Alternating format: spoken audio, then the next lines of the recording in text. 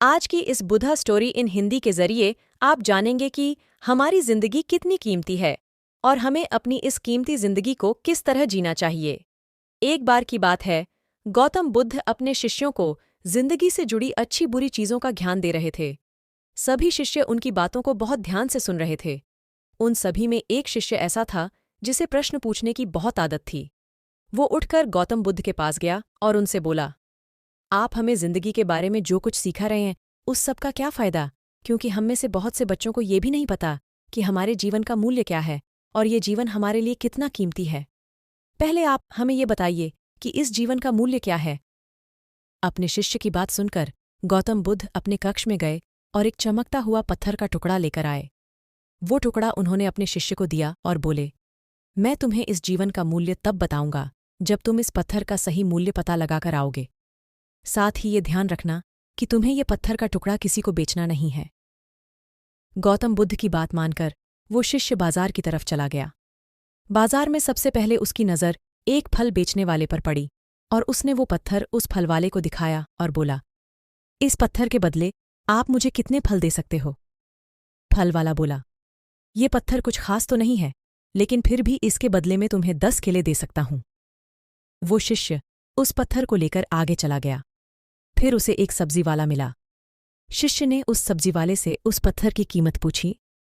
सब्जी वाले ने उस पत्थर को ध्यान से देखा और बोला, इस पत्थर की कीमत के बदले में तुम्हें ज्यादा से ज्यादा एक बोरी भरकर सब्जियां दे सकता हूं। इसके बाद वो शिष्य उस पत्थर को लेकर एक सोने के व्यापारी के पास गया। उस पत्थर की टुकड़े की चमक देखते ही उस सुनार ने उसकी कीमत 100 सोने के सिक्के लगाई। शिष्य ने वो टुकड़ा बेचने से मना किया तो वो सुनार उसके बदले 200 सोने के सिक्के देने को भी राजी हो गया, लेकिन शिष्य ने वो पत्थर नहीं बेचा। इसके बाद वो शिष्य एक हीरों के व्यापारी के पास गया और उनके सामने उसने वो पत्थर के टुकड़े को रख दिया। उस पत्थर को देखते ही हीरों के व्यापारी ने एक साफ कपड़ा बिछाया, उस पत्थर को उसके ऊपर रखा, फिर उसकी परिक्रमा की और हाथ जोड़कर उस पत्थर को कपड़े में लपेटते हुए वो बोला, तुम जिसे मामूली पत्थर समझकर उसकी कीमत पूछ रहे हो, असल में ये एक बेशकीमती रूबी है। ऐसा रूबी हर किसी को नहीं मिलता। मैं अगर अपना सब कुछ बेच भी दूं तो भी इसकी कीमत नहीं चुका सकता। उस व्यापारी की बातें सुनकर वो शिष्य हैरान हो गया। वो दौड़ा दौड़ा सीधा बुद्ध के पास आया और उन्हें उसने जो कुछ भी बाजार में हुआ वो सब बताया। उसकी अचरज भरी बातें सुनकर गौतम बुद्ध बोले, तुम्हारे सवाल का जवाब इस रूबी की कीमत में ही छिपा है। हमारा जीवन भी एक रूबी है। रूबी की तरह ये भी बेशकीमती है, लेकिन हम इस बात को हमेशा नज़रअंदाज करते हैं और अपने जीवन का मूल्य नहीं समझते।